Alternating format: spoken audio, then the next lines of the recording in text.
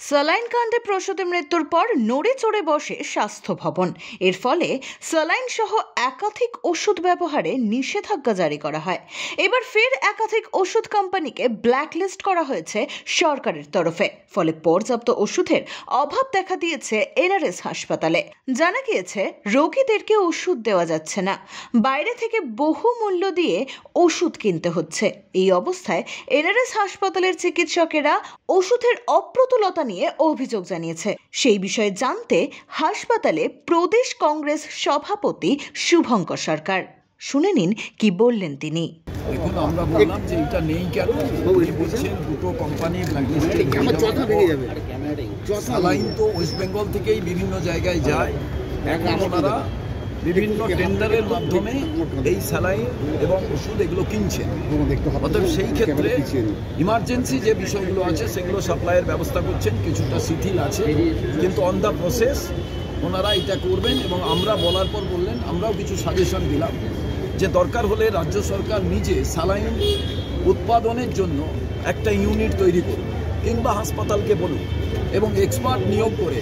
পশ্চিমবাংলার এক্সপার্টের কোথাও অভাব নেই। হাসপাতালে তো সাধারণত গরিব মানুষই আসে, মধ্যবিত্তরা আসে। হাসপাতালের বাইরে যারা চিকিৎসা করেন নার্সিংহোমে, সেই সমস্ত মানুষের সংখ্যা তো এত বেশি নয় যা হাসপাতালকে বহন করতে হয়। সেখানেই যদি ওষুধের এই রকম স্কারসিটি থাকে তাহলে তো খুব ভয়ঙ্কর বিষয়। উনি বললেন আমরা সবটাই নজরে রাখছি। অফিসারদের ডাকলেন, কথা বললেন, স্টোরকে ডাকলেন যে আগামী দিনে যাদের থেকে আমরা লোকালি টেন্ডার করে কিনছি যে সংস্থা থেকে, সেগুলো আরও যাতে কুইক ত্বরান্বিত করে আমাদের এমার্জেন্সি রুগীর জন্য থাকে। আমি বললাম কোনো রুগীর সঙ্গে যাতে কোনো কম্প্রোমাইজ না হয়। আমরা মনে করি লাইফ অ্যান্ড ডেথের প্রশ্ন। মেদিনীপুর হাসপাতালকে দেখে সবার শেখা উচিত। আর.জি. করকে দেখে যে কালো দিক স্বাস্থ্য ভবনের আমরা দেখেছিলাম, আগামী দিনে সেটা প্রমাণিত হয়েছে যে ঠিক বলে মেদিনীপুরের এই স্যালাইন কাণ্ড দেখে। এবং এটাও আমরা বলেছি যে দেখুন, কোনো একটা জিনিস ঘটে গেলে তখন তো আর কোনো কিছু করার নেই। অতএব আপনারা যাতে এর কোয়ালিটি কন্ট্রোলের বিষয়টা, সে ড্রাগস কন্ট্রোল করুক, স্টেট গভর্নমেন্টের নিজের তার যে মেকানিজম, সেই মেকানিজম দিয়ে তারা করুক। এইগুলো টোটাল বিষয়টা দেখা প্রয়োজন। এবং এইভাবে যদি চলতে থাকে তাহলে নিশ্চিতভাবে আমাদের এর থেকে হায়ার অথরিটির সঙ্গে কথা বলতে হবে, তারপরে আমরা আন্দোলনে যাব। যে কোনো জায়গায় কোয়ালিটি কন্ট্রোল আমরা দেখি, যে কোনো আইটেমে, সে খাদ্যের হোক, সে অন্য জিনিসের হোক, সে জুতোর হোক, সব জায়গায় আছে। কিন্তু এই কোয়ালিটি কন্ট্রোল অন্য সব জায়গায় আপনি কিছুটা কম্প্রোমাইজিং, কিছুটা আপনি পরে ট্রিটমেন্ট, এসবের ব্যবস্থা হবে। কিন্তু ইন কেস অফ মেডিসিন এটাই যদি কোনো গলদ থেকে যায় তাহলে কিন্তু লাইফ সেখানে কিন্তু কোনো রকম আর কম্প্রোমাইজের কোনো জায়গা থাকবে না। এটা রাজনীতির বিষয়, এটা মানুষের জীবন এবং মৃত্যুর বিষয়। সেই ক্ষেত্রেই কিন্তু আজকে আমাদের এসে এটা এই অথরিটিকে জানিয়ে যাওয়া যে যা চলছে সেটা সঠিকভাবে চলছে না, আরও এর ওপরে এমফ্যাসিস করা উচিত, এই ব্যাপারে আরও সতর্ক হওয়া উচিত, আরও যাতে মেডিসিন স্যালাইনের অ্যাভেলেবিলিটি বাড়ানো যায়, তার জন্য নতুন ইউনিট বানানো প্রয়োজন, না তার জন্য কি করা প্রয়োজন দেখা প্রয়োজন। আর একটা জিনিস আমি বলি, আমি কোয়ালিটি কন্ট্রোল সব ঠিক আছে বলে বলবো, মৃত্যু কি আটকানো যাবে? মেডিকেল কলেজে তো মৃত্যু আটকানো যায়নি। আর ডাক্তারবাবুরা মারা পড়বে, কিন্তু কোন ডাক্তারবাবু দেখবেন যে এটা ভালো কি খারাপ?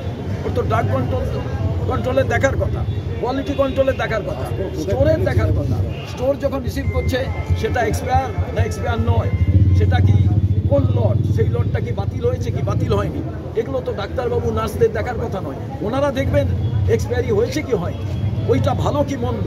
আর যদি কোনো কোম্পানিকে বাতিল করা হয়, তার সমস্ত ওষুধ, সমস্ত তার যা স্টক আছে, সেগুলো যা স্টোরে থাকবে বা গোডাউনে থাকবে, সেগুলোকে সমস্ত হাসপাতাল থেকে বার করে দেওয়া প্রয়োজন। কোনো সময় ভুলক্রমে সেটা যাতে না থাকবে। স্বাস্থ্য ব্যবস্থায় যারা বসে আছেন, সেই স্বাস্থ্য অধিকর্তা, স্বাস্থ্য সচিব, এনারা সুপারভিশন ভালো করছেন না।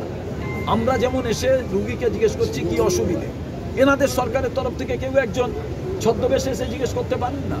সাধারণ প্লেন ড্রেসে এসে যে আপনাদের কি অসুবিধে, কোন ওষুধটায় কি কাজ হচ্ছে কি কাজ হচ্ছে না। এটা তো এমন একটা ভয়ঙ্কর জিনিস স্বাস্থ্য ব্যবস্থা, তাতে দিনের পর দিন অভিযোগ আসছে। আর.জি. কর নিয়ে যখন অভিযোগ এসেছে, সারা উত্তাল হয়েছে কলকাতা। কেউ বিশ্বাস করেছেন, কেউ বিশ্বাস করতে নাও পারেন, কিন্তু মেদিনীপুরের ঘটনার পর তো এটা দিনের আলোর মতো পরিষ্কার যে না, ওষুধে জালিয়াতি চলছে।